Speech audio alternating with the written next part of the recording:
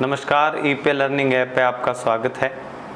मैं राकेश भाटी और अपना टॉपिक चल रहा था रीति रिवाज, जिसमें पिछली क्लास में मैंने आपको जन्म के रीति रिवाज करवा दिए थे। इसके बाद में विवाह के रीति रिवाज आपको स्टार्ट करवाए थे। ठीक है, तो अभी हम बात करने वाले हैं विवाह के रीति रिवाज की। कौन से रीति रिवाज हैं? विवाह के रीति रिवाज देखे होंगे आपने लगभग लोगों ने। ठीक है, या तो खुद ये रीति रिवाज है या आपने पूरे किए होंगे, या फिर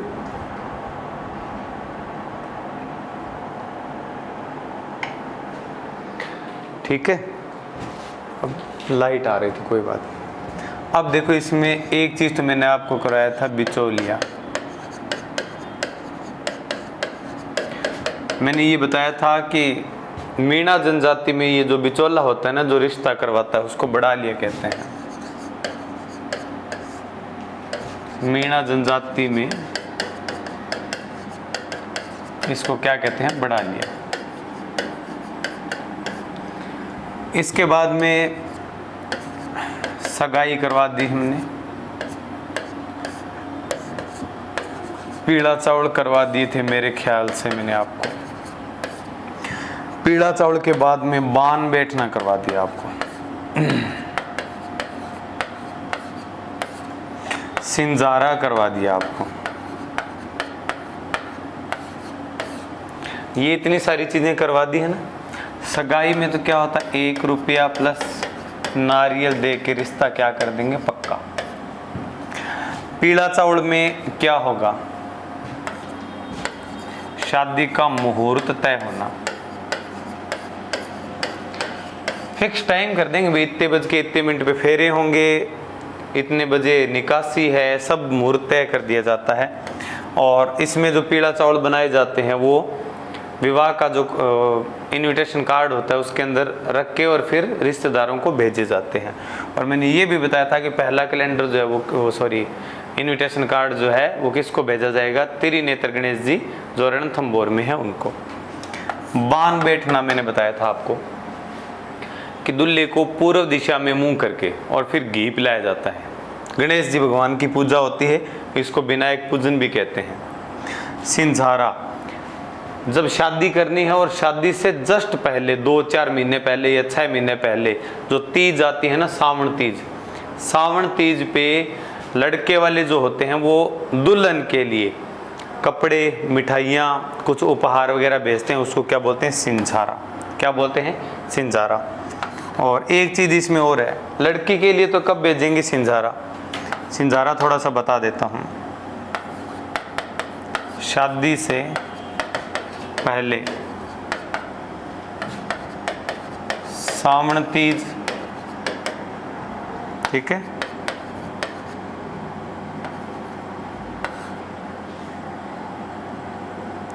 भाद्रपद की जो तीज होती है, बड़ी तीज, और गणगौर पर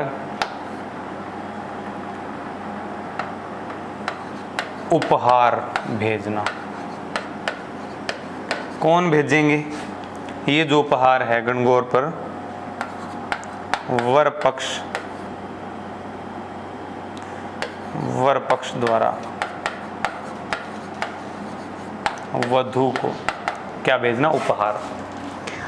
और अगर बात करें भी सर लड़के के लिए कोई उपहार भेजता है क्या, तो ध्यान रखना, गणेश चतुर्थी पर लड़के को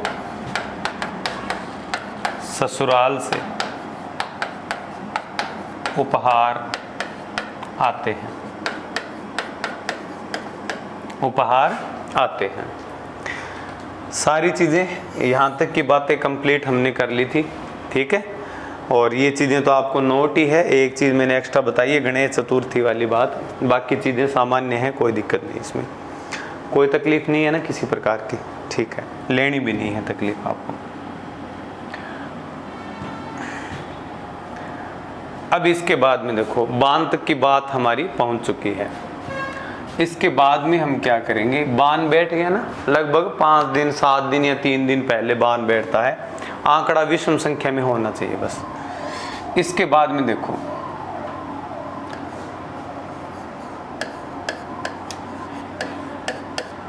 मूर्धना,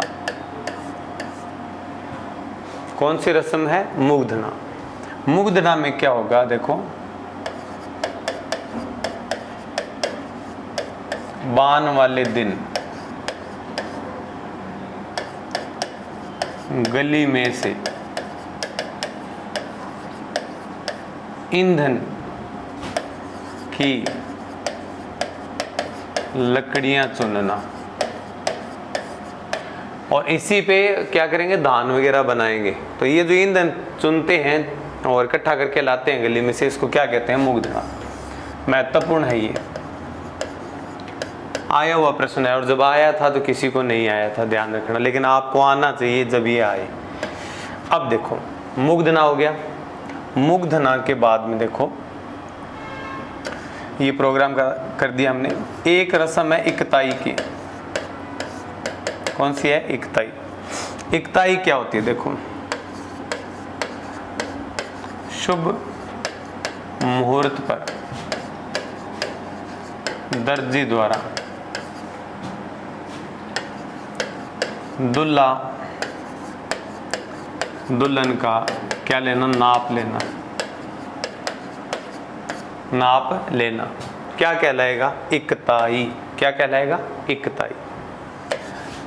एक प्रोग्राम है छात, कौन सा प्रोग्राम है, छात का जो प्रोग्राम है, छात की रस्म, नाई द्वारा पूरे किए गए दस्तूर, दस्तूर मतलब रिवाज, और ये रिवाज ऐसी जो रिवाज है ये क्या कहलाती है, छात। क्या कहलाती है, छात कहलाती है ना। अब इसके बाद में देखो इकताई हो गया, छात हो गया, मूर्धना हम निकल लिया। इसके बाद में चलेगा प्रोग्राम बिंदोरी का।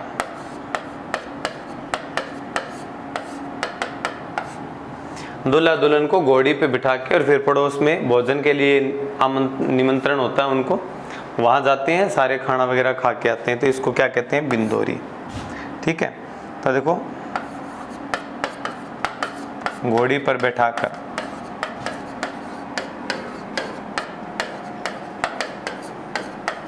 पड़ोसियों के घर भोजन करवा के लाते हैं ना दूल्हे को, उसको क्या कहते हैं, बिंदोरी। क्या कहेंगे, बिंदोरी कहेंगे। बिंदोरी वाला प्रोग्राम भी हो गया। इसके बाद में रस्म है रात्रि जोगा। कौन सी रस्म, रात्रि जोगा ना। शादी से पहली रात, शादी से पहली रात का रात्रि जागरण जो होता है ना, वो क्या कहलाएगा, क्या कहेंगे उसको, रात्रि जोगा। क्या बोलेंगे, रात्रि जोगा। और इसी समय एक प्रोग्राम और होगा, इसी दिन मान लो, या मतलब बारात रवाना होने से जस्ट पहले थोड़ा ही टाइम बचा है,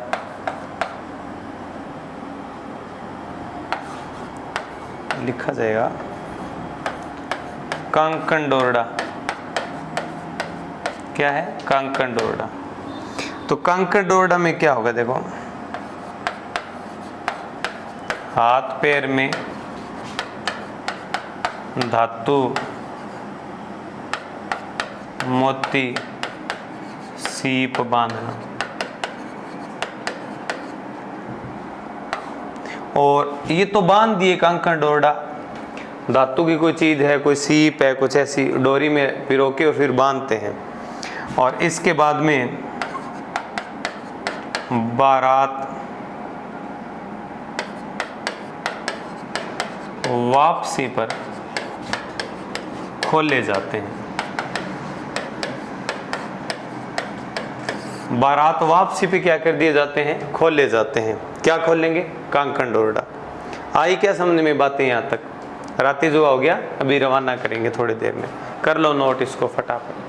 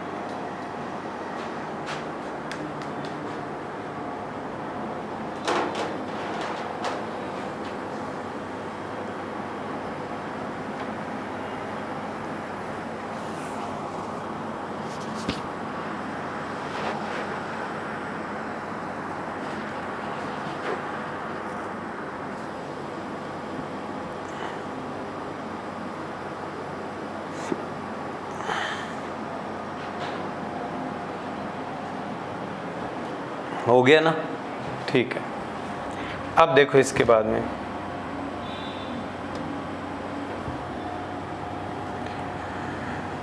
राती जुगा हो गया, कांकर डोरडा हमने बांध दिए, खोलेंगे कब? जब दुल्हन लेके वापस आ जाएंगे हम, उस समय कांकर डोरडे क्या करेंगे? खोलेंगे। आगे देखो इसमें एक होता है चाक पूजन।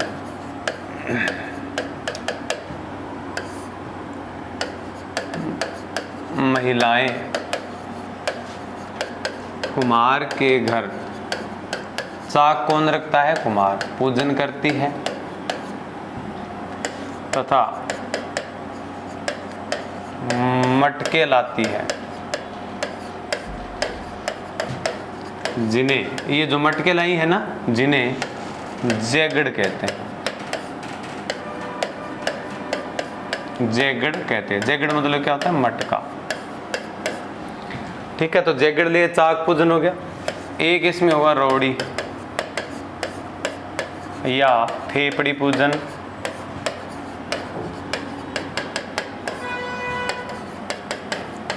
शादी के दिन थेपड़ी का पूजन करते हैं।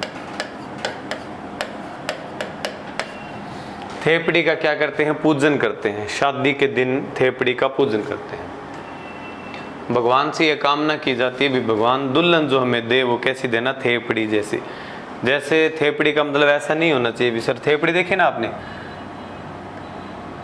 गोबर की बनी हुई है, इस प्रकार से होती है। गोबर को सुखा के दीवार पे ऐसे करके और फिर ऐसी मतलब उत्तलने जैसी एक आकृति बनाई जाती है जो बाद में जलाने के काम आती है। थेपड़ी बोलते हैं उसको। तो थेपड़ी जैसी क्यों चाहिए? थेपड़ी जैसी शक्ल होगी तो अच्छा नहीं लगेगा ना आपको। तो थेपड़ी का मतलब है गुण होने चाहिए थेपड़ी जैसे। जैसे एक दुल्हन है या थेपड़ी है, तो थेपड़ी प्रत्येक मौसम में, सर्दी गर्मी आंधी तूफान खराब मौसम को सहन करते हुए भी वापस अपने उसी स्वरूप में वापस आ जाती है और फिर वही काम करती है। ठीक है, जो उसका उद्देश्य है। उसी प्रकार से ये मान्यता होती है कि दुल्हन परिवार में चाहे कि किसी प्रकार के उतार चढ़ाव वगैरह आए, लेकिन दुल्हन का व्यवहार है वो वापस क्या हो जाना चाहिए? उस माहौल को संभालने वाला होना चाहिए, ऐसी आशा की जाती है। शक्ल नहीं होनी चाहिए ऐसी। ठीक है, शक्ल तो ऐसी अच्छी नहीं लगेगी ना आपको। ठीक है, तो रोड़ी या थेपड़ी पूजन हमने कर लिया ना। इसके बाद में देखो, इसके बाद में एक रस्म हो जाएगी घुड़चढ़ी की रस्म।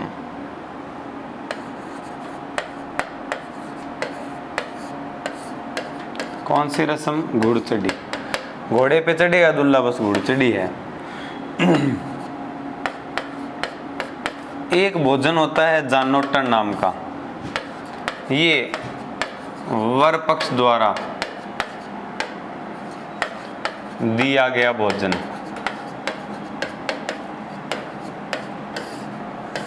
याद रखना महत्वपूर्ण है, वर पक्ष के द्वारा जो भोजन करवाया जाता है ना लोगों को, वो क्या कहलाता है? जानोटन। सीधा इतना ही पूछेंगे जानोटन क्या है तो बता देना भोजन है। जानोटन हो गया। इसके बाद में बारात निकासी। निकासी का मतलब क्या हो जाएगा? रवानगी। बारात की क्या कर देंगे, रवानगी कर देंगे, बारात की निकासी कर देंगे। आ गया समझ में? ठीक है, कर लो नोट इसको।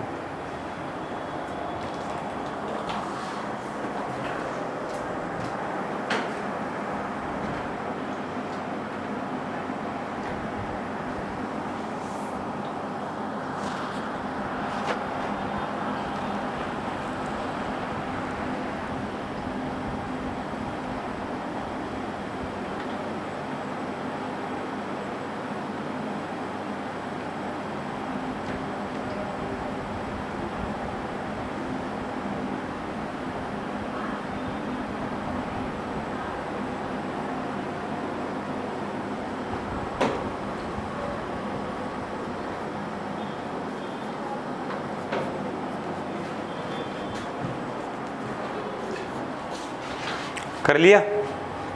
चलें आगे, रवाना करें बारात को। ठीक है, ये बारात होगी अपने रवाना और दुल्हन के गांव में पहुंची है, जहां सबसे पहले उसको एक गली में बैठा दिया जाता है दुल्हे को और स्वागत किया जाता है। तो सबसे पहले प्रोग्राम होगा शामिला, या इसको कहते हैं ढुकाव, या इसको कहते हैं मधुपर्क, या इसको कह देते हैं ठुमावा।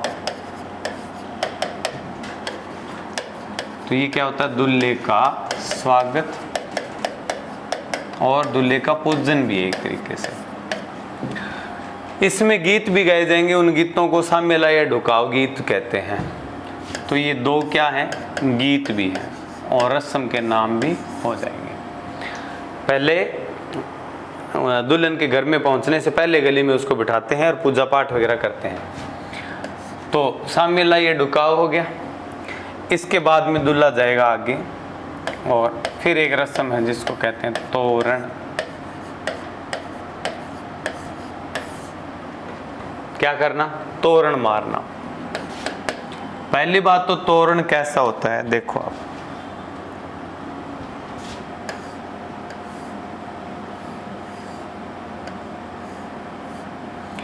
इस प्रकार से आकृति होती है तोरण की और यहाँ चित्र ऐसे होगा गणेश जी भगवान का। ऊपर जैसे एक मोर बना होगा,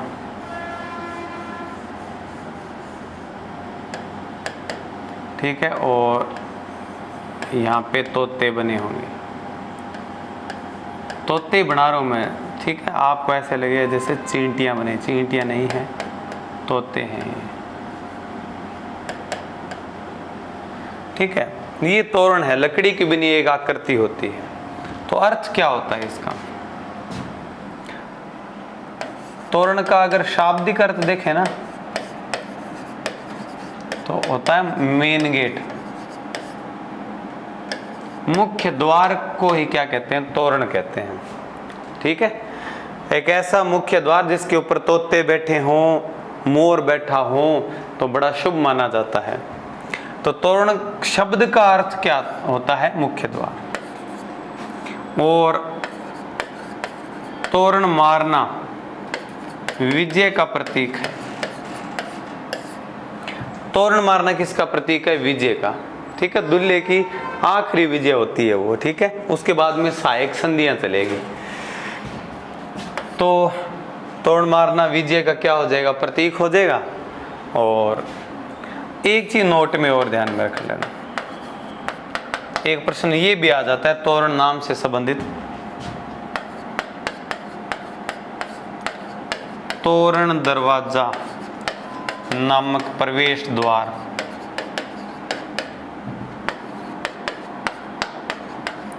रणथंबोर किले में है। रणथंबोर जो दुर्ग है ना, उसके अंदर एक गेट है जिसका नाम है तोरण दरवाजा। क्या नाम है, तोरण दरवाजा। वैसे तो मैंने आपको स्थापत्य कला में करवाया है, त्रिपोलीय दरवाजा, अंधेरी दरवाजा, तोरण दरवाजा करवाए है ना, ठीक है। तो ये तोरण मारने की प्रक्रिया हो गई। अलग अलग कहानियां बनी है, कोई कहता है तोरण नाम का एक राक्षस हुआ करता था, उसको मारते हैं इस प्रकार से ना। तो बहुत सारी जनश्रुतियां बनी हुई है तोरण से संबंधित। तोरण मार दिया, तोरण मारने के बाद में देखो क्या करना है हमें।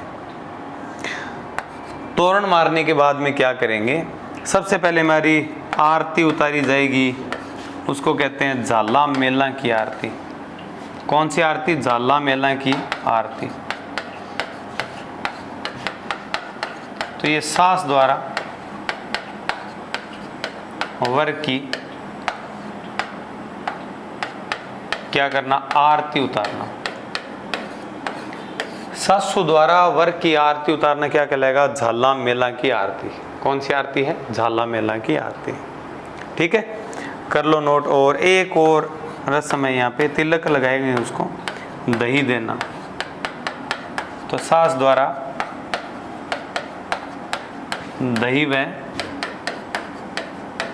सरसों का तिलक करना। तिलक करना। आगे ना समझ में बात? ठीक है, करो।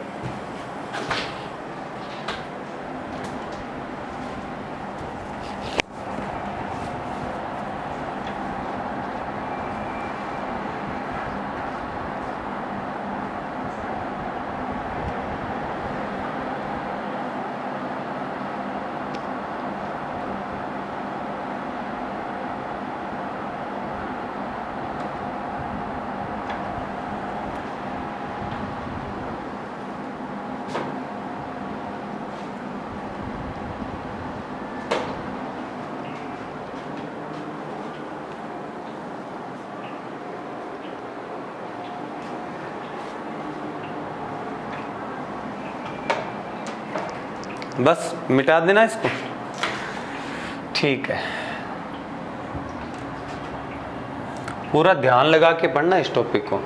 ठीक है, ये थ्योरी ना मान के प्रैक्टिकली भी मानना है इसको। ठीक है, जीवन में घटने वाली घटनाएं हैं सारी की सारी। इसके बाद में साड़ियों द्वारा एक रस्म पूरी की जाएगी, जेवड़ो। तो ये क्या होती है? साड़ी द्वारा दूल्हे को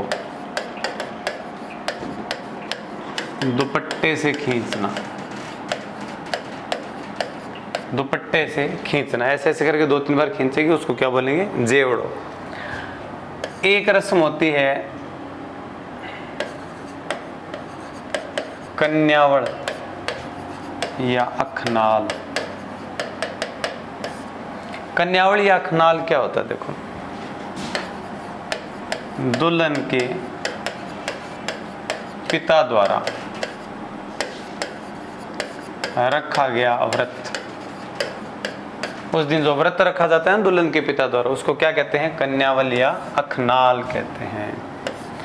फिर दोनों को क्या करते हैं? दूल्हा दुल्हन को फेरों में बिठा देते हैं। तो वहां पे देखो एक प्रोग्राम होगा अभ्यारोहण। कौन सा प्रोग्राम होगा? अभ्यारोहण का प्रोग्राम होगा।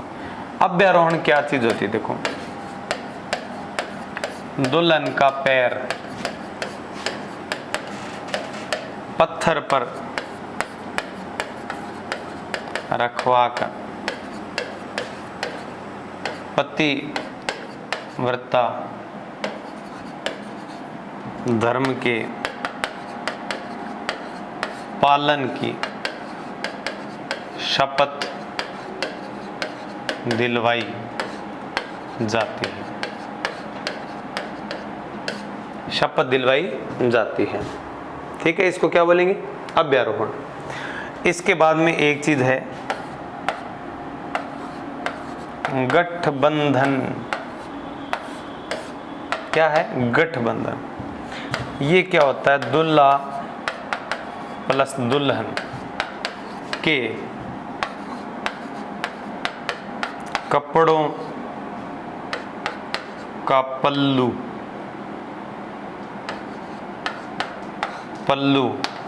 आपस में बांधना। आपस में क्या कर देना? बांधना। क्या कहलाएगा? गठबंधन। ठीक है, हाँ। दूल्हे के कमर पे इस प्रकार से एक वस्त्र बंधा होता है, उसको दुल्हन के वस्त्रों के साथ में क्या करते हैं? बांध देते हैं। इसको क्या बोलेंगे? गठबंधन। महागठबंधन होता है ये।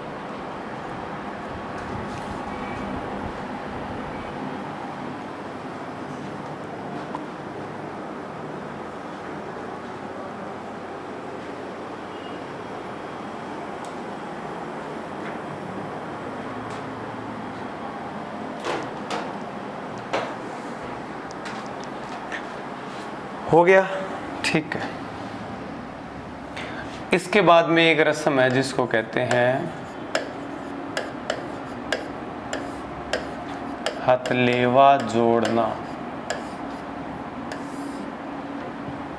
कौन सी रस्म है? हथलेवा जोड़ना। इसमें क्या होता है, दुल्हा व दुल्हन के हाथ में मेहंदी का लड्डू देकर बांधना, आपस में क्या कर देना, बांध देना। ऐसे करके दोनों के हाथ में मेहंदी का लड्डू देके बांध देते हैं। क्या कहेंगे इसको? हथलेवा जोड़ना। क्या बोल देंगे? हथलेवा जोड़ना। यहाँ तक की चीज़ आपको समझ में आ गई ना, आराम से, ठीक है। अब इसके बाद में देखो परिणयन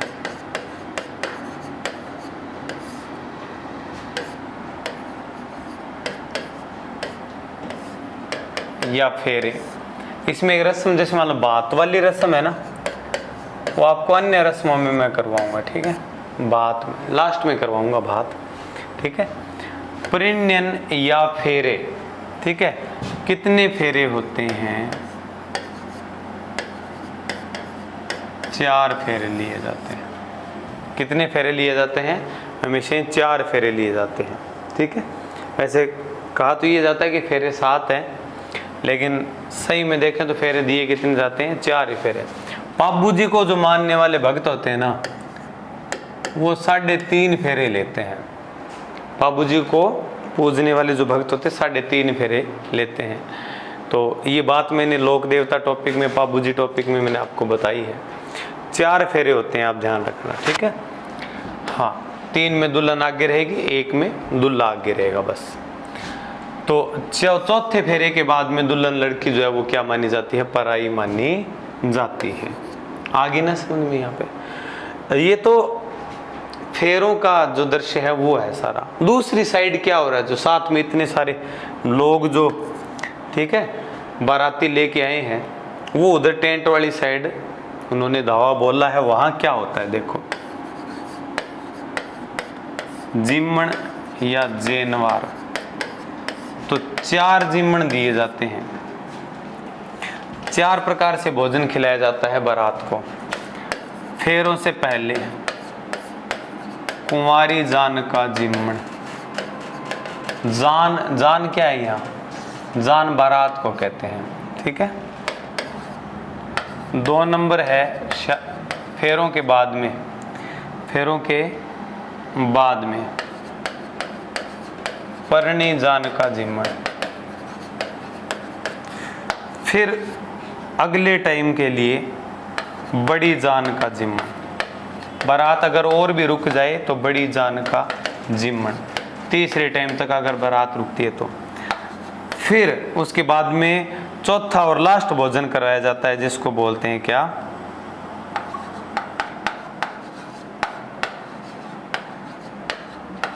बासी मुजरा भी कहते हैं। क्या बोलते हैं? बासी मुजरा, ठीक है, बासी मुजरा कहते हैं इसको। कर लो नोट इसको।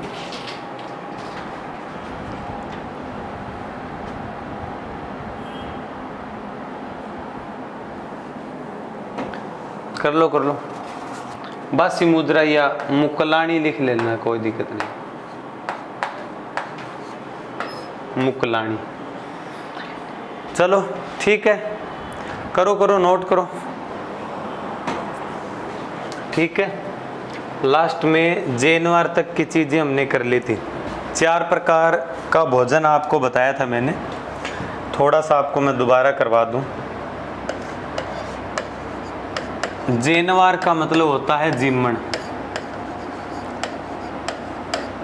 जेनवार का मतलब क्या हो जाएगा? जिम्मण हो जाएगा। और बारात को 4 प्रकार का जिम्मण देने का रिवाज है, 4 प्रकार का। अगर बारात जो है वो फेरों के जस्ट बाद में वापस लौट आई, तब तो एक ही भोजन उसको दिया जाता है। लेकिन पुराने टाइम में जब बारातें 2-2 दिन रुकती थी, तब उनका लगभग 3 या 4 टाइम का खाना उनको दिया जाता था, तो पहला जैसे यहाँ पे हो गया कुंवारी जान का जिमण, यहाँ जान का अर्थ क्या हो जाएगा, बारात हो जाएगा। ठीक है, कुंवारी जान का जिमण। फिर परणी जान का जिमण, परणी जान का जिमण। इसके बाद में अगर बारात तीसरे टाइम तक रुके तो बड़ी जान का जिमण, बड़ी जान का जिमण। 3 जिमण हो गए। और अगर चौथे टाइम भी बारात रुके तो उसको क्या देंगे, मुकलाणी नाम का भोजन देंगे। मुकलाणी या उसको कहते हैं बासी मुद्रा। अगर देखो एक चीज है, इसमें एक कंडीशन है, एक तो होता है विवाह, और अगर दुल्हन को उसी समय रवाना कर दें तो विवाह के साथ में वो क्या माना जाएगा, मुकलावा, अलग से नहीं करना पड़ेगा। लेकिन अगर बाल विवाह की कंडीशन हो, उसमें विवाह तो कर दिया जाता है लेकिन लड़की को उसके ससुराल में नहीं भेजा जाता। तो जैसे वो वयस्क हो जाते हैं तो उनके बाद में उसका मुकलावा या क्या करते हैं, गोना। तो मुकलावा या गोना जैसे मान लो 10 साल या 8 साल 7 साल बाद में करते हैं, तो ये चौथा भोजन जो है ये मुकलावा वाले दिन दिया जाता है। समझ में आ गई बातें? ठीक है, ये चीजें मैंने आपको थोड़ी देर पहले करवा दी थी। ठीक है, अब देखो इसके बाद में रंगभरी पहरावणी, रंगभरी या पहरावणी, ये क्या चीज होती है? देखो, वधू पक्ष द्वारा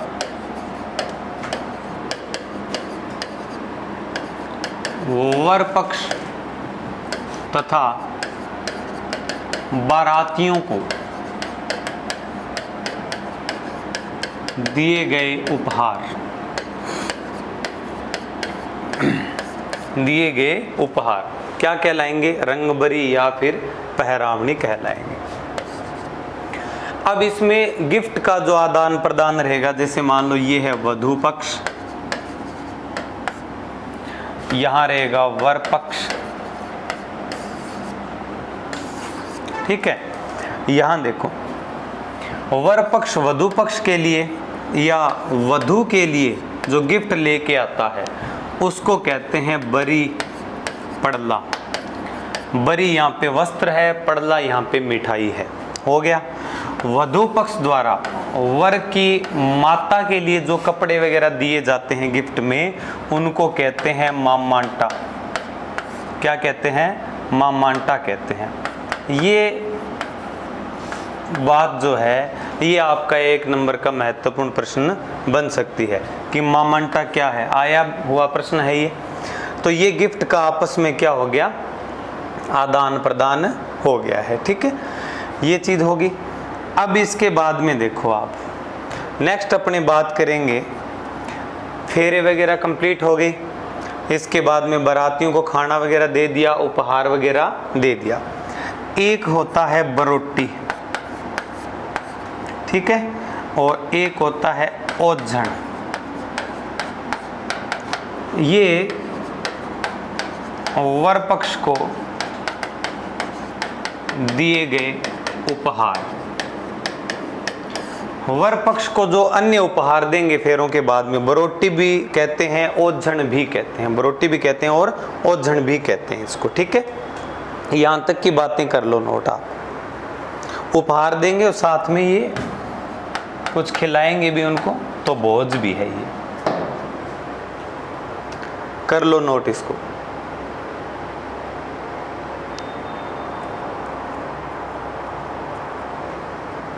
हो गया? ठीक है।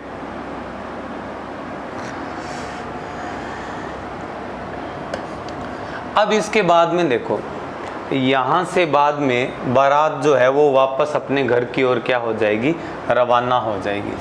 तो वहां पे सबसे पहले तो एक प्रोग्राम होगा जिसको कहेंगे कांकण डोरडा खोल।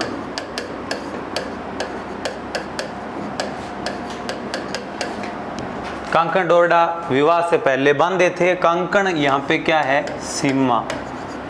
मतलब बाउंड्री, कहाँ की, गांव की, उसको क्या कहते हैं, कांकण। उसमें वापस जब दुल्हन लेके हम प्रवेश करते हैं अपने गांव में, तो कांकण डोरडा हाथ पैर में बांधे हुए होते हैं, वो खुलवा दिए जाते हैं। ठीक है, ये चीज़ होगी कंप्लीट। बांधे थे और अब खोल भी दिए। इसके बाद में एक प्रोग्राम होगा यहाँ पे जानोटन। जानोटन, ये देखो वर पक्ष बारातियों को क्या करवाता है, भोजन करवाता है। जो लोग बारात में लेके गए हैं ना, उनको खाना वगैरह खिलाएंगे, उसको क्या बोलेंगे, जानोटन बोलेंगे। क्या बोल देंगे, जानोटन। एक प्रोग्राम होगा बढ़ार। सबसे ज़्यादा प्रश्न यहाँ से उठता है बढ़ार में, और एक होता है बखेर में। बखेर क्या होता है, कोई भी शव यात्रा हो, उसमें जो रुई वगैरह अपने उछालते हैं, उस चीज़ को क्या बोलेंगे, बखेर। क्या बोलेंगे, बखेर। और बढ़ार क्या हो जाएगा, बढ़ार का मतलब हो जाएगा बारात आने के बाद में जो अपने भोजन देंगे, उसको क्या बोलेंगे, बढ़ार। क्या बोलेंगे, बढ़ार। और बखेर में क्या होता है, वैसे तो ये प्रोग्राम होता है बेकुंठी के साथ में। बेकुंठी के साथ में क्या होगा, रुपए, पैसे, सिक्के, मेवे, ड्राई फ्रूट वगैरह उछाले जाते हैं। आमतौर पर सामान्य आदमी की जब शव यात्रा होती है, तो इस बखेर में क्या उछालते हैं, रुई। क्या उछालेंगे, रुई। सबसे ज्यादा प्रश्न यहाँ से आता है, क्यों, क्योंकि बढ़ार और बखेर एक जैसे से नाम लगते हैं हमें, और इसीलिए वो पेपर वाला पूछता है कि निम्न में से कौन सा विवाह का रीति रिवाज है या कौन सा मृत्यु का रीति रिवाज है। तो बढ़ार भी क्या है, बढ़ार विवाह के बाद दिया गया भोजन, क्या हो जाएगा, बढ़ार। इसके बाद में एक चीज यहां पे रहेगी, जो अपने कुल देवता या कुल देवी है, तो उनके धोक लगवाएंगे। तो एक प्रोग्राम होगा जात देना। जात देना, जात देना क्या होगा, कुल देवता या देवी का क्या लेना, आशीर्वाद लेना। आशीर्वाद लेना क्या कहलाएगा, जात देना। दुल्हन का सबसे पहले जब हम हल्का फुल्का इंट्रोडक्शन करते हैं, परिचय करते हैं, उसको बोलते हैं हथ बोलनो। क्या बोलेंगे, हथ बोलनो। हथ बोलनो का मतलब हो जाएगा दुल्हन का प्रथम परिचय। दुल्हन का प्रथम जो है जनरल इंट्रोडक्शन है, सामान्य परिचय है, वो क्या कहलाएगा, हाथ बोल लो। इसमें उसका नाम वगैरह पूछा जाएगा, पढ़ाई के बारे में पूछा जाएगा, ताकि नए माहौल में उसका थोड़ा सा मन लग जाए। आगे ना बातें समझ में, दिक्कत वाली बात है ही नहीं ना, कोई तकलीफ नहीं होगी आपको। बढ़िया पढ़ो, कर लो नोट इसको।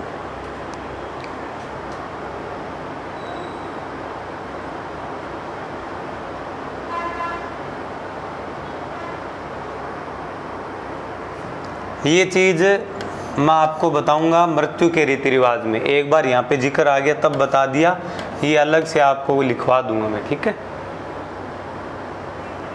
चलें आगे।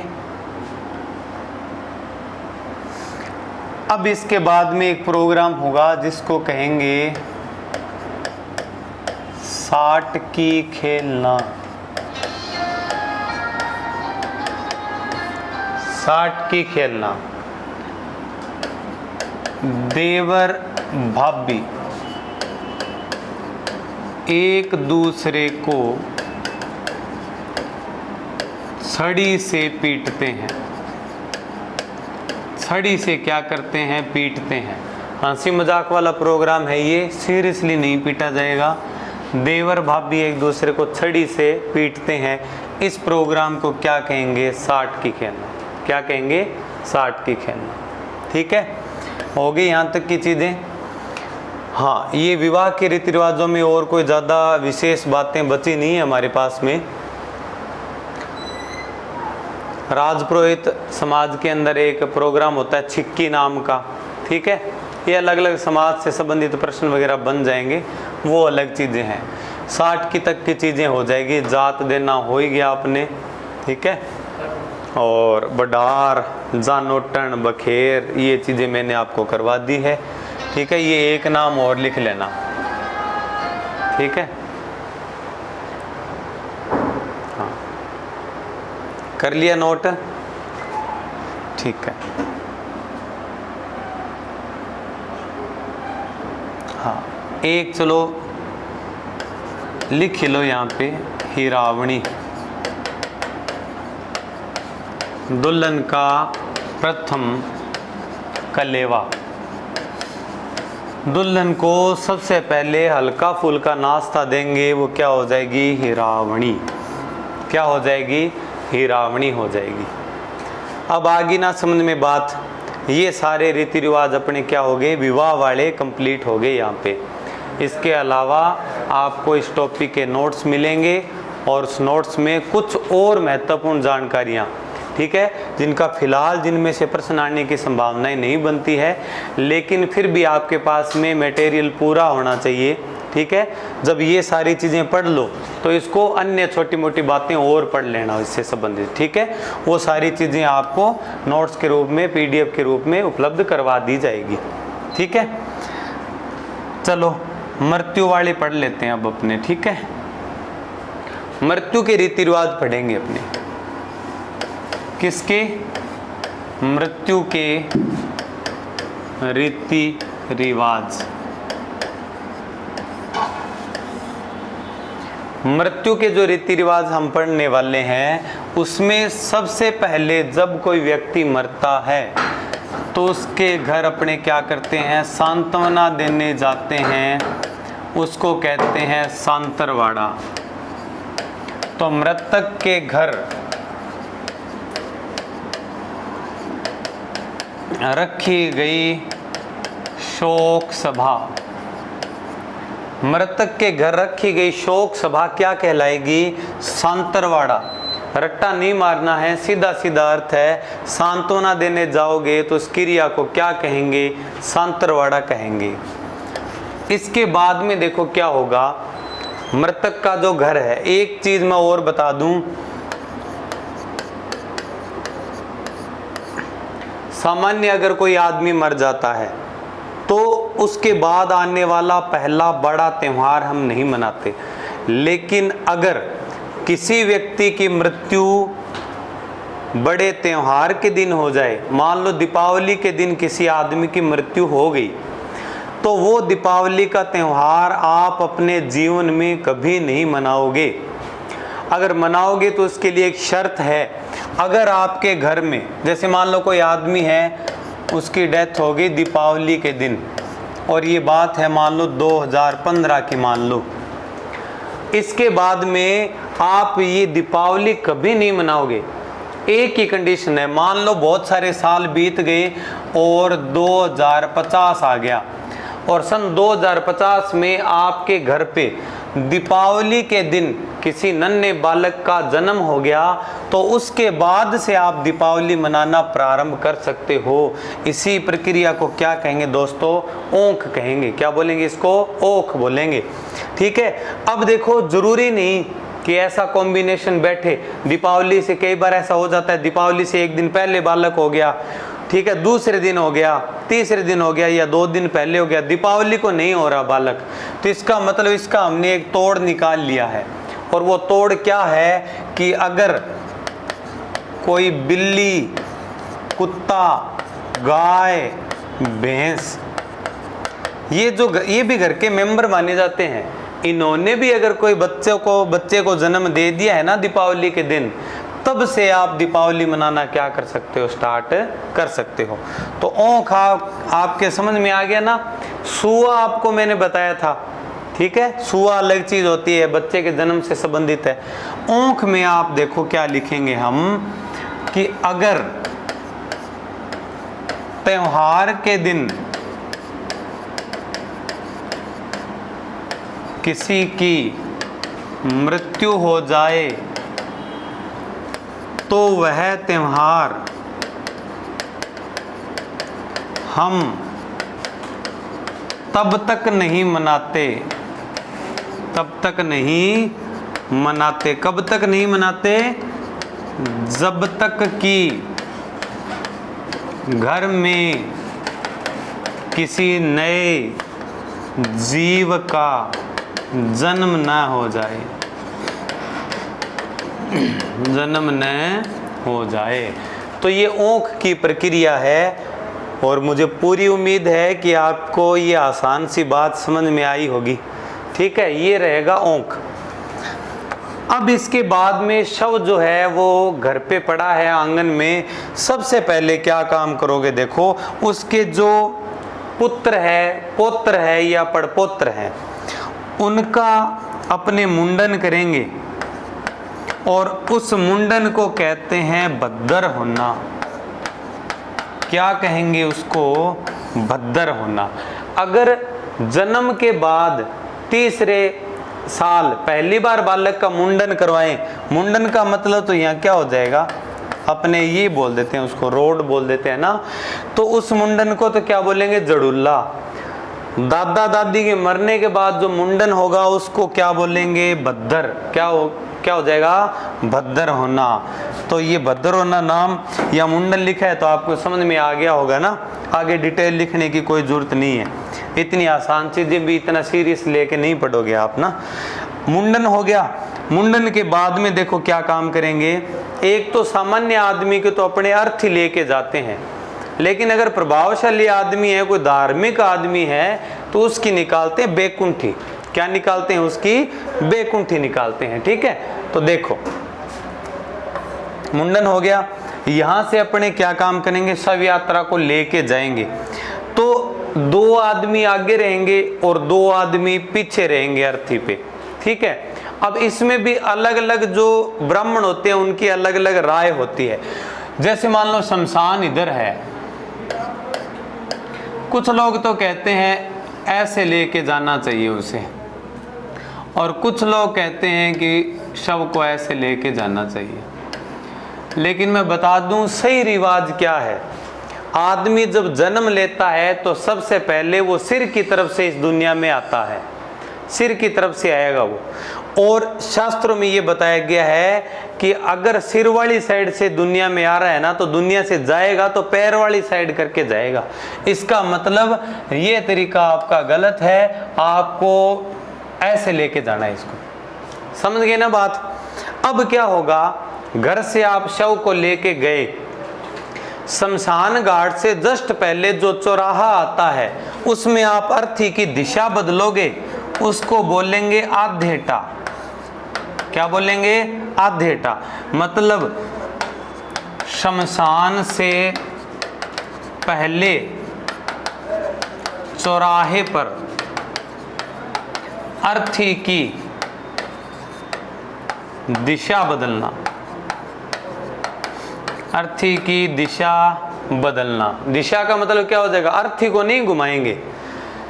यहां जो आदमी थे ना, 1 मिनट रुको,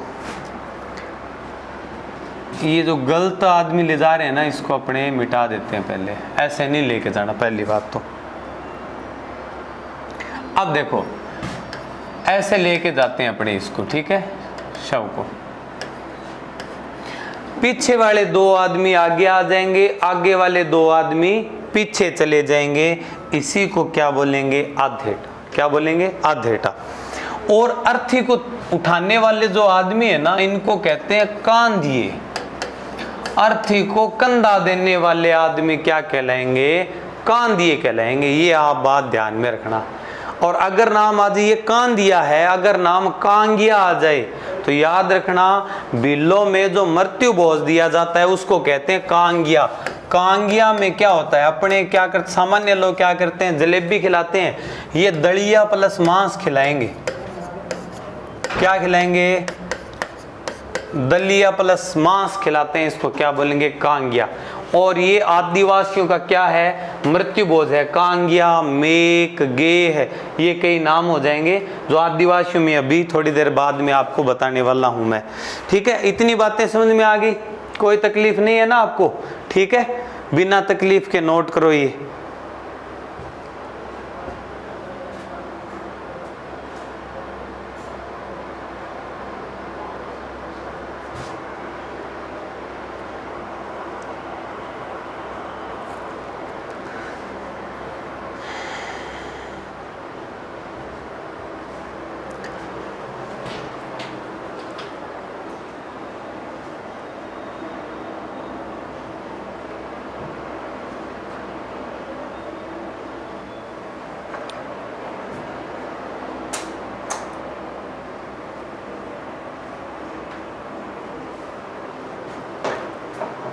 हो गया, आधेटा हो गया ना, शमशान तक ले आए अपने जो मृतक है उसको। इसके बाद में देखो हम क्या करने वाले हैं, इसके बाद में हम करेंगे शैया पे जो चिता है उस पे उसको लेटा देंगे। सबसे पहले अग्नि देंगे और मृतक को जब अग्नि देंगे उसको बोलेंगे लम्फा। क्या बोलेंगे? लम्फा बोलेंगे। लम्फा होता है आग देना, ठीक है। राजस्थानी भाषा में कहा जाता है कि लम्फा लग गया ना। लम्फा का मतलब बच्चों आग देना है, अग्नि देना। आवाज लगानी पड़ती है साथ में, ठीक है, बोलना पड़ता है भी दादा अग्नि आवे, ऐसे बोलना पड़ता है राजस्थानी में। तो यहाँ देखो मृतक को मुखाग्नि देना, मृतक को मुखाग्नि देना क्या कहलाएगा? लम्फा देना। क्या होगा? लम्फा। इसके बाद में उसकी खोपड़ी जो है उसका पूर्ण दहन हो और खोपड़ी बच ना जाए। ये क्या है सिस्टम, क्यों इतना ध्यान रखा जाता है खोपड़ी का? क्योंकि मान लो ये अपनी क्या है,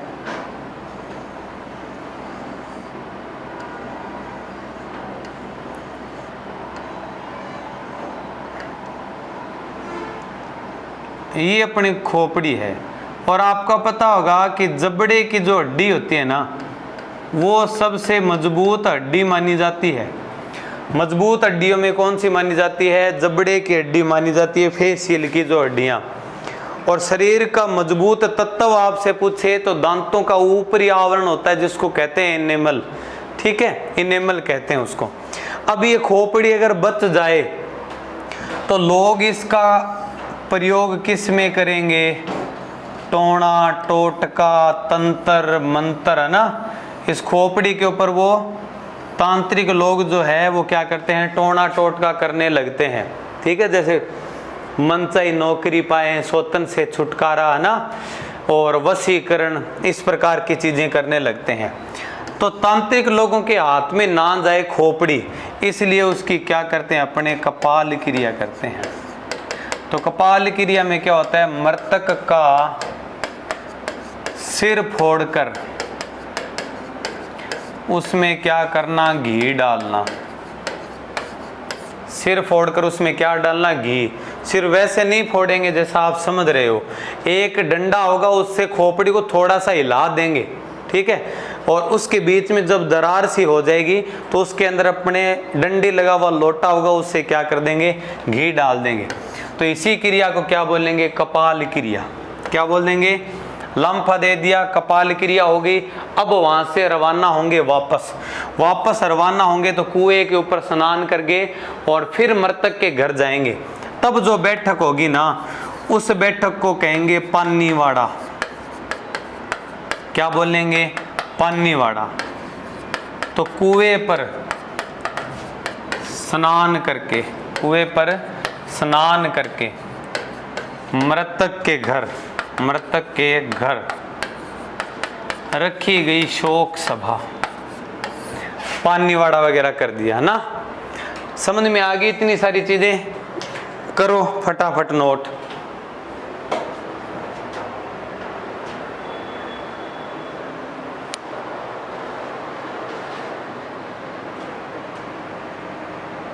ठीक है, लास्ट पानीवाड़ा तक हमने बात कर ली। पानीवाड़ा के बाद में देखो, पानीवाड़ा और सांतरवाड़ा में अंतर आप समझ गए होंगे क्या होता है। इसके बाद में देखो, बाद में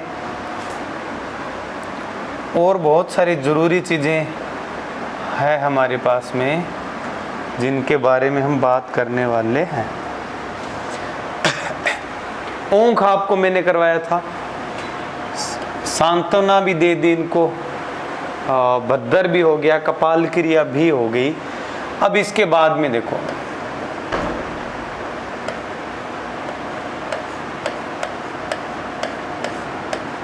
तीसरे दिन मृत्यु के या दाह संस्कार के तीसरे दिन फूल चयन होता है। फूल चयन का मतलब अस्थि अवशेषों का चुनाव। जो जले नहीं, बच गए हैं, ऐसे अस्थि अवशेषों का चुनाव करके, चुन के, जैसे दांत है, नाखून है, एक पोटली में बंद कर लेंगे और उनको अपने गंगा जी में ले जाके क्या करेंगे, प्रवाहित करेंगे। जैसे गंगा जी के लिए रवाना होंगे, धार्मिक तीर्थ की देवी है पथवारी माता, पथवारी पूजन करेंगे। कोई भी पेड़ के नीचे पत्थर का छोटा सा टुकड़ा हो, उसको क्या कहेंगे, पथवारी। क्या बोलेंगे, पथवारी। यह धार्मिक यात्रा या पथ की देवी है। मतलब कोई भी यात्रा करनी है ना किसी मार्ग पे, तो उस मार्ग की देवी होती है पथवारी। फिर इसके बाद में हम पहुंचेंगे कहां पे, कहां पहुंच जाएंगे, हरिद्वार। हरिद्वार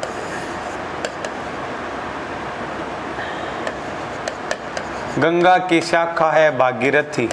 वैसे भागीरथी कोई गंगा माना जाता है, एक ब्रांच है ये, तो गंगा या भागीरथी एक ही बात है, गंगा बाद में नाम पड़ता है इसका। उनके किनारे है हरिद्वार, वहाँ पे अस्थियां विसर्जन करेंगे और उसको कहते हैं फूल। फूल मतलब अस्थि अवशेष, फूल पदारना मतलब अस्थि विसर्जन। फूल पदारना मतलब क्या हो जाएगा, अस्थियों का विसर्जन।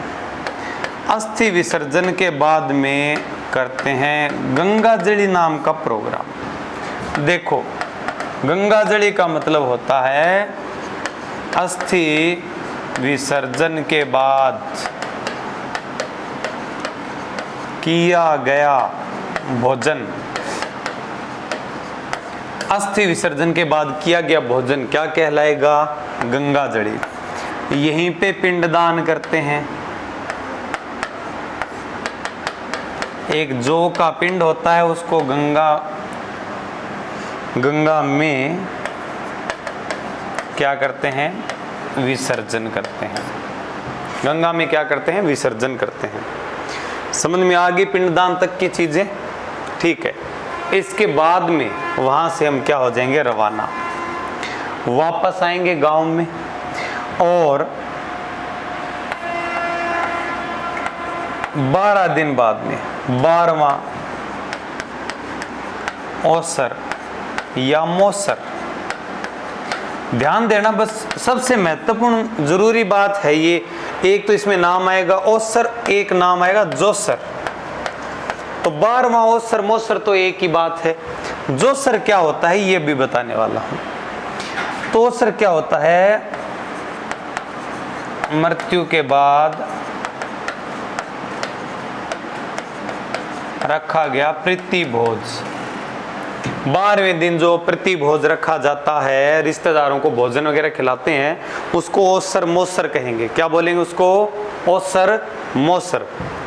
लेकिन अगर बात है जोसर की, जोसर को राजस्थानी भाषा में जीमती जिगड़ी भी कह देते हैं। जोसर को क्या बोलेंगे, जीवती जिगड़ी। मरने के बाद में याद रखो मोसर, और जीते जी कोई आदमी अपना मृत्यु भोज जो है वो रिश्तेदारों को खिला दे तो जीवती जिगड़ी कहलाएगी, या क्या कहलाएगा, जोसर कहलाएगा। और मरने के बाद में क्या होता है, मोसर होता है। आ गया समझ में, ठीक है, कर लो नोट इसको। सीधा सा फंडा है, मरने के बाद मोसर, जीते जी जोसर, बस कंप्लीट।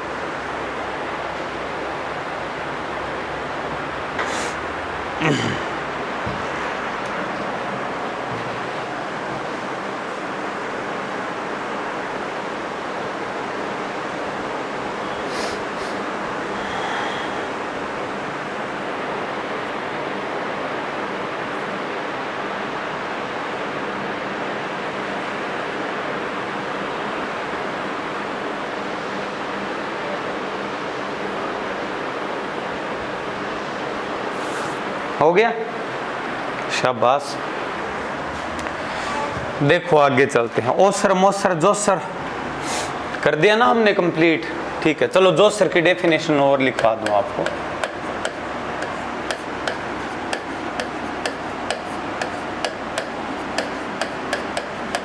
जीवंती जिगड़ी नाम तो मैंने समझाने के लिए दिया है, क्योंकि कई क्षेत्रों में जीवंती जिगड़ी कह देते हैं, ये तो सामान्य नाम है।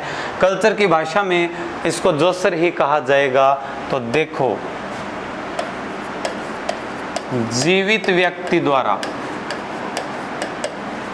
अपना मृत्यु भोज करवाना। व्यक्ति जिंदा है, उसको लगेगा कि भी अब 6 महीने, साल, 1.5 साल, 2 साल बाकी रहे हैं, और सारे रिश्तेदारों को बुला के पहले उनको क्या करवा दूं, भोजन करवा दूं, तो वो क्या कर देगा, जोसर कर देगा अपना। क्या कर देगा, जोसर। ठीक है। इसके बाद में देखो, दोवणिया। मृत्यु के बाद में प्रोग्राम होता है, जैसे 1 महीने का एक घड़ा वगैरह भर के रखते हैं पीपल के या कोई भी पेड़ के नीचे लटका देते हैं। एक 6 महीने का, 6 माही का घड़ा होता है, वो भरना। ये चीज़ें भी आत्मा की शुद्धि के लिए ज़रूरी होती है। दोवणिया, यहाँ तक की बात जो है। अब देखो, ये जो दोवणिया है वैसे तो होंगे मटके। दोवणिया का अर्थ क्या हो जाएगा, मटके होते हैं। कौन से मटके? किसी भी व्यक्ति के मरने के बाद में 1 महीने का, फिर 6 महीने का, फिर 1 साल का जो घड़ा भरते हैं ना, घड़ा भर के वृक्ष के नीचे लटकाते हैं अपने, उस मटके को या घड़े को क्या बोलेंगे, दोवणिया। तो देखो, वह मटके जो मृतक की आत्मा की शुद्धि हेतु वृक्ष पर पानी से भरकर लटकाए जाते हैं। यहां मैंने लिखा नहीं है पानी से भरकर, आप समझ लेना कि लटकाए जाते हैं, मतलब खाली तो नहीं लटकाएंगे। तो ये क्या हो जाएगा, दोवणिया हो जाएगा। क्या हो जाएगा, दोवणिया। इसके बाद में, यहां तक तो बातें हो रही थी सामान्य लोगों की। इसके बाद में मुस्लिम समाज के कुछ रीति रिवाज है वो पढ़ने हैं, आदिवासियों के रीति रिवाज भी पढ़ने हैं हमें। ठीक है। तो अन्य कुछ महत्वपूर्ण तथ्य है, मैं आपको बता दूंगा यहाँ पे। एक तो जैसे मान लो, सामान्यतः हिंदू समाज में भी होता है, तीया बोलते हैं उसको। क्या बोलते हैं, तीया। लेकिन स्पेशल अपने लिख देंगे, इस्लाम में 3रे दिन की शोक सभा, 3रे दिन की शोक सभा क्या कहलाएगी, तीया। 10वां, ठीक है, ये इस्लाम में 10वें दिन की शोक सभा। एक होता है 40वां या चैलम, ये आप समझ लेना 40वें दिन की शोक सभा। आसान है ना, बहुत इजी है। ठीक है, हो गया ना। अब देखो, दोवणिया, तीया, 10वां, और ये तीया जो है ना, तीये की बैठक, ये तो सामान्यतः हिंदू समाज में भी होती है, लेकिन अपने इसमें क्या है, इस्लाम में भी ये थोड़ा ज़्यादा स्पेशल अलग से इसको मेंशन किया होता है। तो हिंदू समाज में तो 3रे दिन से शोक सभाएं क्या होती है, शुरू हो जाती है ना। अब इसके बाद में देखो, इनमें क्या, 10वां, तीया, 40वां, ये स्पेशल दिन है, इसलिए मैंने यहाँ लिखा है इसको। ठीक है, कोई दिक्कत वाली बात नहीं है, नोट कर लो इसको।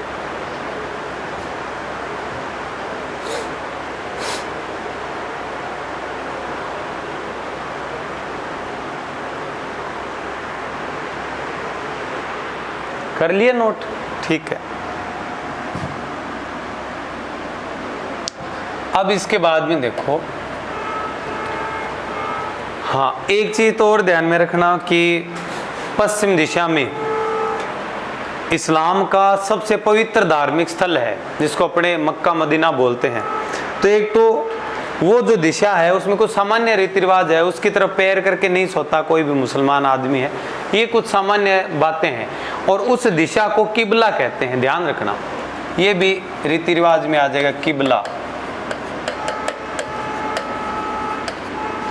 मक्का मदीना की और की दिशा, बस इस दिशा में पैर करके नहीं सोना होता, ठीक है।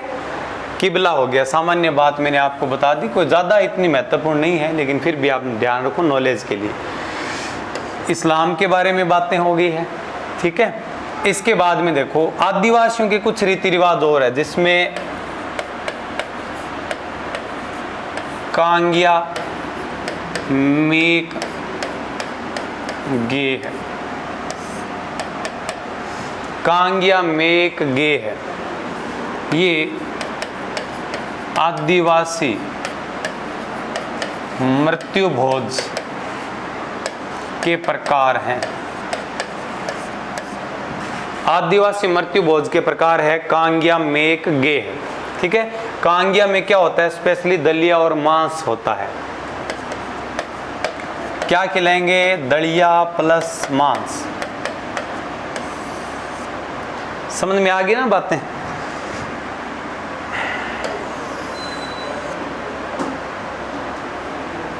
इसको मैं यहां ले आता हूं ना,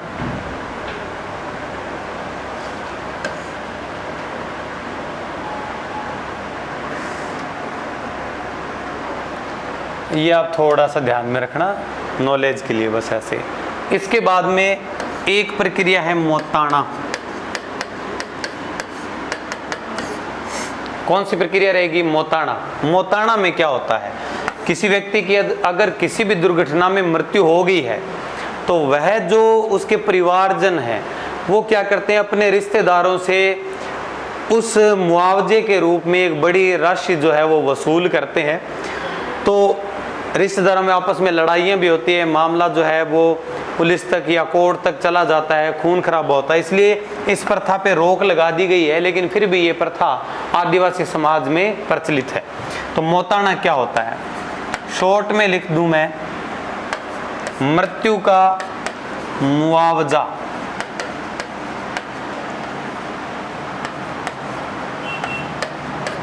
रिश्तेदारों से वसूलना, रिश्तेदारों से वसूलना क्या कहलाएगा, मोताना। कांगिया मेक गे हो गया, मोताना हो गया, ठीक है।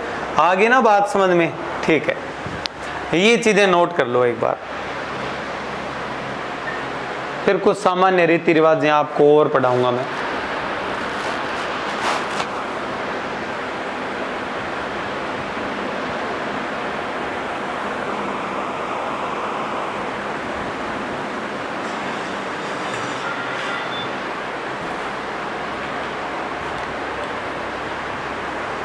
हो गया, कर लिया ना नोट, ठीक है। एक विशेष बात और है जो कुछ एक समाज के अंदर प्रचलित है, और उसको कहते हैं बेकुंठी। बेकुंठी में देखो, सामान्य आदमी की जो शैया होती है, मृत्यु शैया, उस पे उसको लेटाकर लेके जाते हैं। लेकिन बेकुंठी में क्या हो जाएगा, बेकुंठी में ये क्या बनी है, ये शैया बनी है, और इस पे मृतक को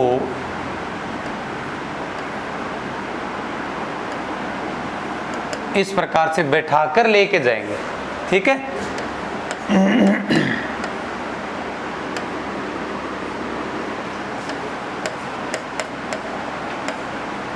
इस प्रकार लेके जाएंगे।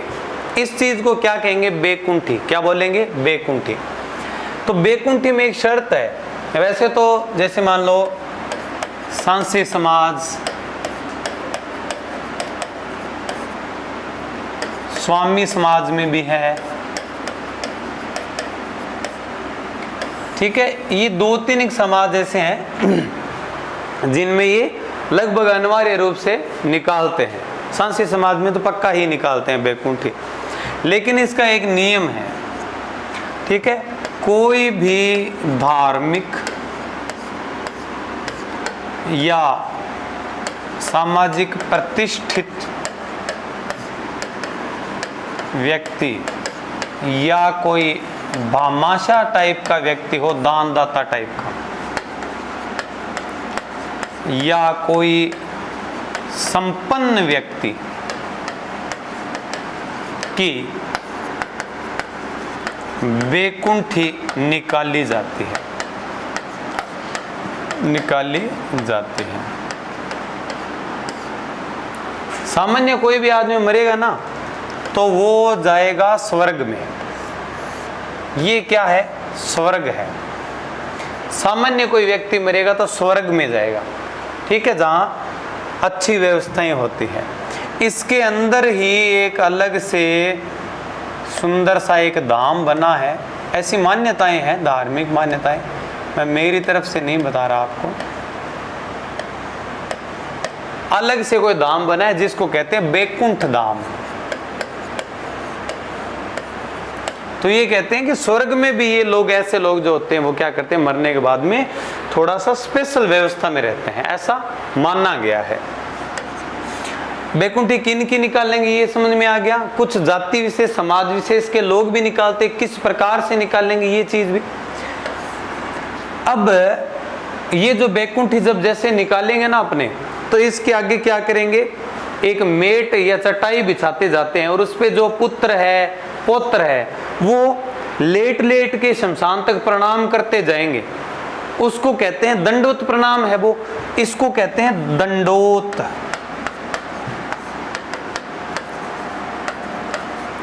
मृतक के आगे लेटकर नमन करते जाना। कौन जाएंगे? लगभग पौत्र जाते हैं। तो इस क्रिया को क्या बोलेंगे? दंडोत। और इस समय एक वाद्य यंत्र कौन सा बजाएंगे? झालर। क्या बजाएंगे? झालर। किस प्रकार की होगी? लकड़ी का एक टुकड़ा, धागा, डोरी बंधा हुआ, एक यहाँ पे लोहे का इस प्रकार का प्लेट नुमा एक बर्तन, ठीक है, और इस प्रकार के एक डंडे से उसको क्या करते हैं, बजाते हैं अपने, ऐसे बजाएंगे। ये झालर है। आगे ना पूरी प्रक्रिया आपके समझ में। हाँ, एक चीज और है, बखेर। बैकुंठी के साथ में बखेर। तो देखो, शव यात्रा में रुपए, पैसे और मेवे उछालना क्या कहलाएगा? बखेर। क्या कहलाएगा? बखेर कहलाएगा। बैकुंठी ढंग से समझ में आ गई ना आपको, ठीक है। बहुत सारी जानकारियां हैं बैकुंठी के अंदर। धार्मिक आदमी हो, जैसे वेद शास्त्रों का ज्ञाता हो, या एक ऐसा आदमी सामाजिक प्रतिष्ठित आदमी जिसने गांव के लिए कुछ भला किया हो, या ऐसा आदमी जिसने लोगों को हॉस्पिटल के लिए या स्कूल के लिए या कुछ गरीब लोगों को ज़मीन वगैरह दान में दी हो, या संपन्न व्यक्ति जो खूब सारी ज़मीन जायदाद छोड़ के गया हो और पूरा भरा पूरा परिवार छोड़ के गया हो, ऐसा आदमी जो होता है उसकी क्या करते हैं, बैकुंठी निकाली जाती है। ठीक है, खर्चीला काम है बहुत ज़्यादा, इसलिए संपन्न परिवार के लोग ही निकालते हैं। करो नोट इसको।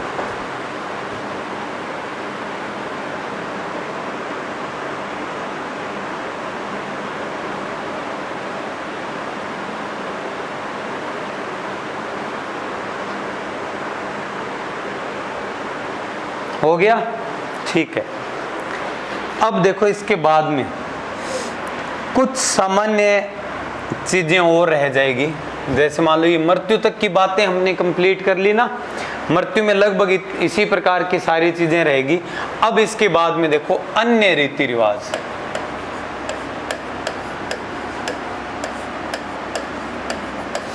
अन्य रीति रिवाज में एक तो अपने पढ़ेंगे बात, विवाह के साथ में होता है लेकिन थोड़ी लंबी सी प्रक्रिया, इसलिए मैं इनको अलग से समझाता हूं हमेशा ही, यहां अच्छे से समझ में आएगा।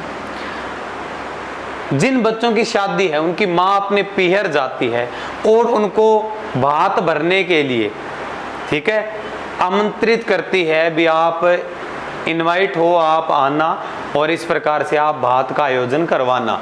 तो उसको कहते हैं भात नूतना। भात या मायरो भी कहते हैं इसको, ठीक है। मामा जो होता है ना, अपने भांजा या भांजी की शादी में आता है और अपनी बहन के लिए जो लड़का या लड़की, दूल्हा या दुल्हन की माता होती है, ठीक है, उसको, अपनी बहन को क्या करता है, चुनरी वगैरह उठाता है और यथा शक्ति जितनी उसकी क्षमता है उस प्रकार से वो आर्थिक सहयोग करता है, बहुत सारी उपहार लाता है। इसको कहते हैं भात भरना। भात नूतना क्या होगा? भात के लिए आमंत्रित करना। क्या करना? आमंत्रित करना। जो महिला है जिसके बच्चों की शादी है वो अपने भाइयों को आमंत्रित करेगी। फिर इसके बाद में है भात भरना। शादी वाले दिन क्या करते हैं, वो लोग आते हैं पीर पक्ष से, ठीक है, उस महिला के पीर पक्ष से जिसके बच्चों की शादी है, और वो भात भरेंगे। इसके बाद में शादी के कुछ दिनों बाद वो महिला अपने बच्चे को, अपने लड़के को और उसकी दुल्हन को लेके वापस अपने मायके जाती है, ठीक है, और उसके बच्चे को जो दूल्हा है उसके मामा वगैरह से मिलाती है, परिचय करवाती है। उसको कहते हैं भात मोड़ना। क्या कहते हैं? भात मोड़ना। इसमें मामा और यहाँ है ये जो मामा है इसकी बहन, और अगर है बहन के लड़के की शादी तो ये सामान्य कोई कोट पैंट वगैरह करवा देगा ना, जैसे कोट पैंट करवा दिया, कोई खास बात नहीं है। बहन के लिए जो चुनरी लेके आएगा उसको बोलते हैं बाला या मोसला बांत चुनरी। अगर शादी है भांजी की तो ये चुनरी लेके आएगा कंवर जोड़ की चुनरी। कंवर जोड़ की चुनरी। आ गई ना आपके समझ में बात? ठीक है, ठीक है, नोट कर लो फटाफट इसको।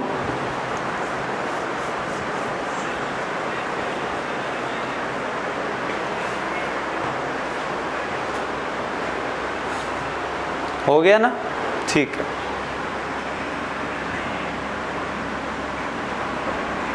मिटा दें।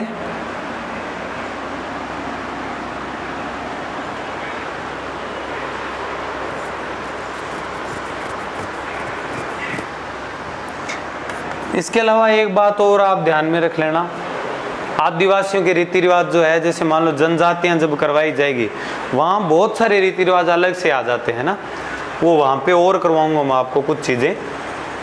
यहाँ सारी बातें करवा देंगे तो आदिवासियों में फिर कुछ बचेगा नहीं करवाने लायक।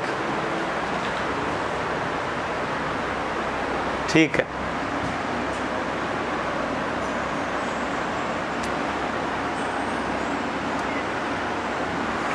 ठीक है। तो मेरे ख्याल से आज की क्लास काफ़ी लंबी क्लास हो गई आज अपनी।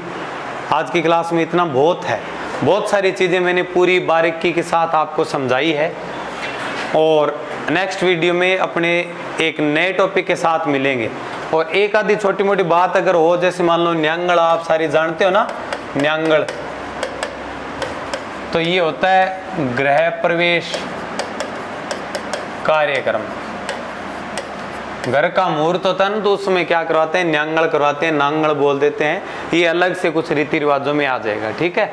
बाकी कुछ छोटी मोटी चीज़ें हैं, जैसे मान लो आदिवासियों में कुछ विवाह के तरीके हैं, कोई एक आदि कोई प्रथा और है, वो सारी चीज़ें एक अलग से आपको पूरा चैप्टर मिलेगा, उसमें प्रथाएं रहेगी, आदिवासी रीति रिवाज भी रहेंगे। मेरे ख्याल से आज के लिए इतना काफ़ी है। नेक्स्ट वीडियो में फिर मिलेंगे नए टॉपिक के साथ में। तब तक के लिए पढ़ते रहिए, स्वस्थ रहिए, मस्त रहिए। Thank you, have a nice day.